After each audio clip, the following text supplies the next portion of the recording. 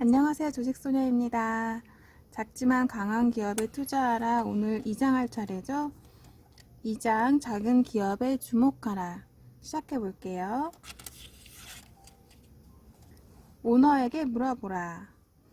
대기업을 찾아가면 기껏해야 임원을 만날 수 있다. 작은 기업에서는 오너 경영자와 이야기를 나눌 수 있다. 현재 진행 중인 사업에 대해서는 임원들도 많은 내용을 알려줄 수 있다.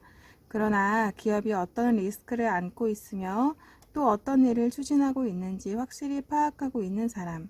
그래서 자신은 물론 자기 회사에 투자한 주주들을 부자로 만들어줄 수 있는 창조적인 열정을 가진 사람은 오너 경영자다.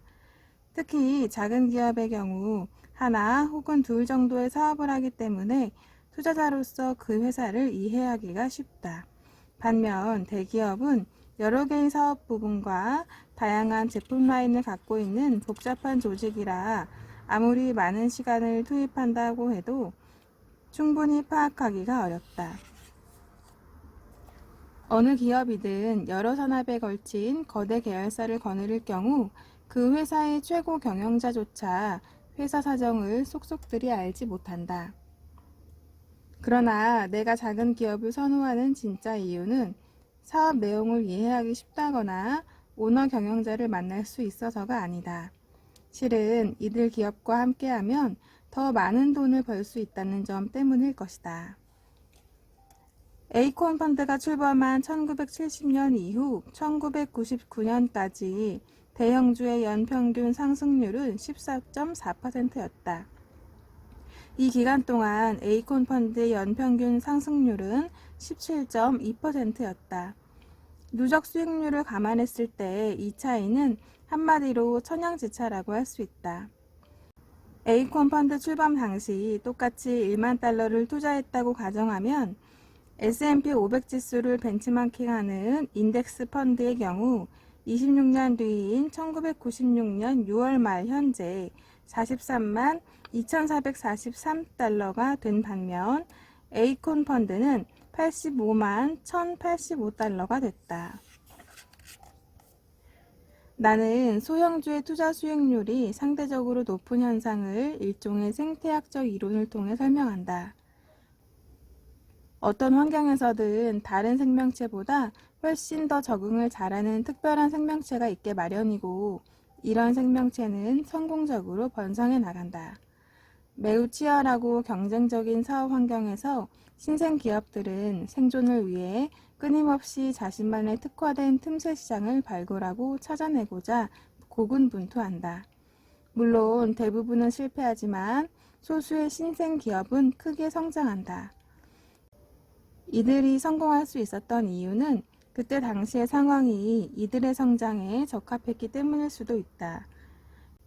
기업의 성장이 먼저냐, 성장에 적합한 환경이 먼저라는 식의 순환론이 될 수 있지만 어쨌든 무엇이 신생기업의 성공과 실패를 가르느냐를 판단하는 유용한 방법임에는 틀림없다.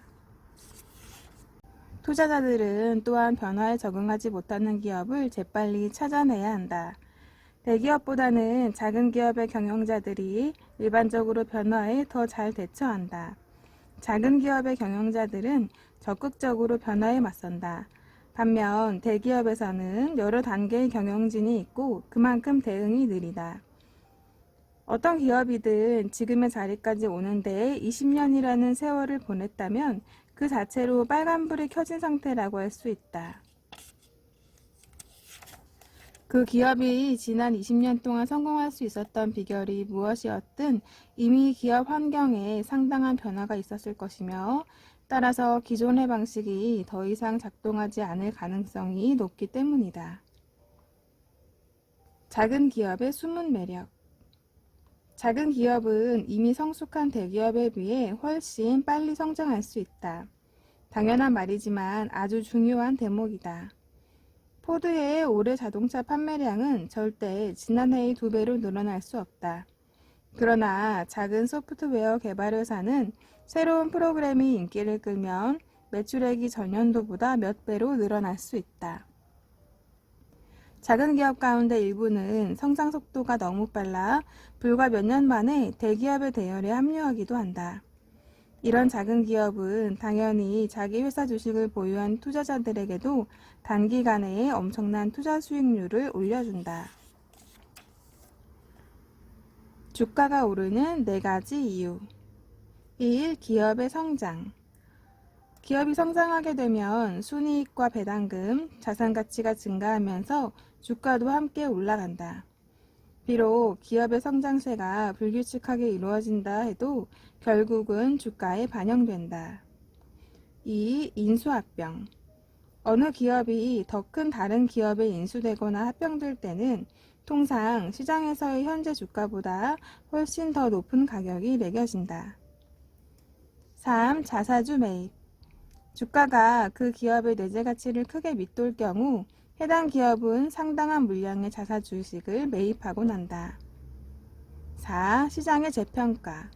기업이 계속 성장하고 전망도 밝을 경우 어느 시점에서는 기관 투자가들의 주목을 받게 되고 주가 수익 비율도 높아지게 된다.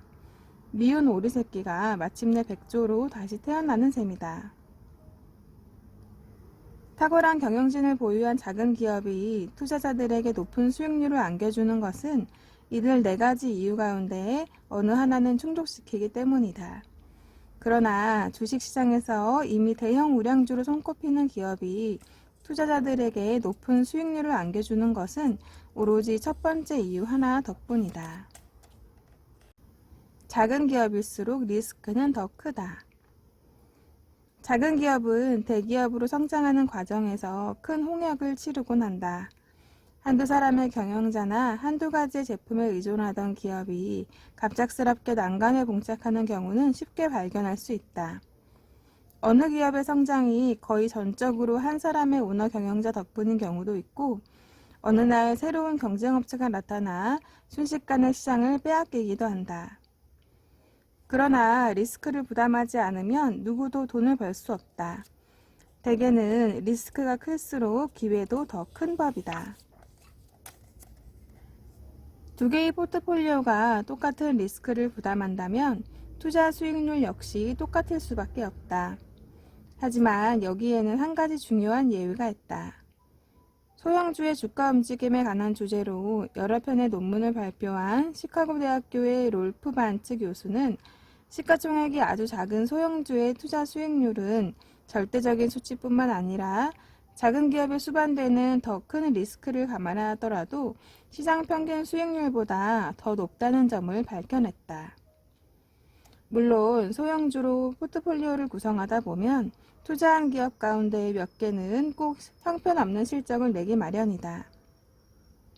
하지만 절대로 실수를 저지르지 않는다면 그건 역시 잘못하는 것이다. 그것은 아무런 리스크도 부담하지 않겠다는 것이며 그래서는 절대로 큰 돈을 벌지 못한다. 소형주가 갖고 있는 또 다른 리스크는 변동성이 크다는 점이다.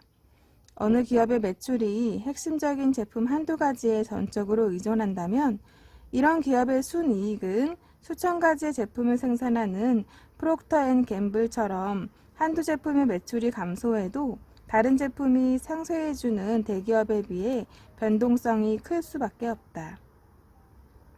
1990년 3분기에 A콤 펀드의 주당 순자산 가치는 무려 23.3%나 줄어들었다. 단 한 분기 동안에 그랬다. 주식시장 전체적으로는 15% 정도 떨어졌다. 소형주에 투자하겠다고 마음먹었다면 이 정도는 견딜 배짱을 가져야 한다. 웬만한 주가 하락은 견딜 수 있다는 마음가짐을 가졌다 하더라도 몇 년 안에 써야 할 돈을 리스크가 큰 주식에 투자해서는 절대로 안 된다. 가령 앞으로 2, 3년 뒤면 자녀의 대학 등록금으로 내야 할 돈을 소형주에 투자해서는 안 된다는 말이다. 주식시장은 늘 주기적으로 한 차례씩 바닥까지 떨어지는 홍역을 치른다. 결국은 회복하겠지만 2, 3년 동안이나 바닥에 머물러 있을 수도 있다. 리스크를 줄이는 방법.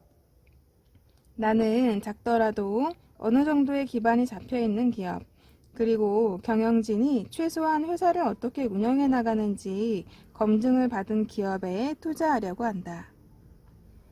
나는 또한 기업의 규모와에 관계없이 재무구조가 취약하고 영업이익률이 극히 낮은 기업에는 투자하지 않는다. 작은 기업은 늘 운전 자본이 부족하기 때문에 우수한 재무구조야말로 지속적으로 성장하는 데 결정적인 요소다. 내가 반드시 지키는 원칙은 해당 업종에서 강력한 지위를 차지하고 있는 기업을 찾아내는 것이다. 그래야만 리스크를 줄일 수 있기 때문이다. 아주 특별한 틈새 시장을 스스로 개척해 나가고 경쟁업체보다 몇 배로 더 잘 해나갈 수 있는 작지만 강한 기업을 종종 발견한다. 이런 틈새 시장은 특정 지역에 특화된 은행이나 유틸리티 기업, 쇼핑몰 업체처럼 지리적 요인에 의한 것일 수도 있고 특허권이나 특별한 노하우에서 비롯된 기술적 요인이 될 수도 있다. 때로는 같은 제품이나 서비스라 하더라도 경쟁 업체들보다 좀 더 잘 팔 수 있는 마케팅 기술이 틈새 시장을 만들어주기도 한다. 선도 업체를 따라가기만 하면서 업종 내에서 5에서 6위를 하는 기업은 나의 투자 대상에서 제외된다. 왜냐하면 이런 기업의 영업이익률은 선도업체에 비해 형편없이 떨어지기가 10중 8구이기 때문이다. 분산투자, 장기 보유가 필요하다. 나는 작지만 강한 기업, 즉 재무구조가 튼튼하고 자신이 특화한 시장에서는 확실한 지배력을 갖고 있으며 창조적 기업가 정신을 가진 경영진이 있고 사업 분야를 이해할 수 있으며 가출범한 단계는 지나 최소한의 검증 기간은 거친 소형주에 투자해야 한다고 생각한다. 소형주 투자에는 늘 실망스러운 일이 따라다닌다. 소형주에 투자할 때는 그래서 분산 투자가 특히 중요하다. 혹시 모든 일이 잘 풀려갈 것 같은 대단한 소형주에 관한 이야기를 들었다고 하자. 당신이 만약 이 소형주에 가진 돈을 전부 투자할 생각이라면 차라리 은행에 돈을 넣어두는 게 낫다. 소형주에 투자하겠다면 적어도 10종목에는 나눠서 투자해야 한다. 그렇게 해야 한두 종목에서 실수를 저지르더라도 높은 수익률을 올린 다른 한두 종목에서 만회할 수 있기 때문이다. 이와는 별도로 또 다른 분산 투자가 필요하다. 당신의 투자 포트폴리오에는 소형주와 함께 반드시 대형주 혹은 대형주에 투자하는 뮤추얼 펀드를 포함시켜야 한다. 대개의 사람들이 주식시장의 상태가 좋다거나 안 좋다고 말할 때는 다우존스 산하평균 주가나 S&P 500 지수를 염두에 두고 이야기하는 것이다. 하지만 바로 옆 병상에 누워있는 환자, 즉 소형주들의 상태는 전혀 다를 수 있다. 그런 점에서 보자면 두 개의 서로 다른 시장이 존재하는 셈이고 이들의 운명은 서로 상반되기도 한다. 물론 그때그때 변하는 시장의 유행이 어떻게 되든 관계없이 잘 나가는 소형주를 고를 수도 있다. 하지만 누구든 조류를 거슬러 헤엄치기는 정말 어렵다. 더구나 사람이란 자신의 포트폴리오에 포함된 일부 종목이라도 꾸준히 수익률을 올려주기만 하면 시장의 변덕스러움을 견뎌낼 수 있다.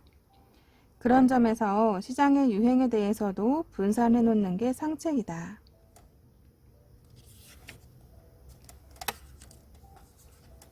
네, 이렇게 해서 오늘 2장 작은 기업에 주목하라 챕터를 다뤄봤습니다. 오늘 같이 공부하시느라고 수고 많으셨고요. 이제 한 장씩 다루게 되니까 짧고 더 기억에도 잘 남는 것 같아요. 여러분들 어떠신가요? 궁금하네요. 이어지는 주식소녀의 짧은 영상도 재미있게 봐주시길 바라며 다음 시간에 또 만날 때까지 모두 안녕!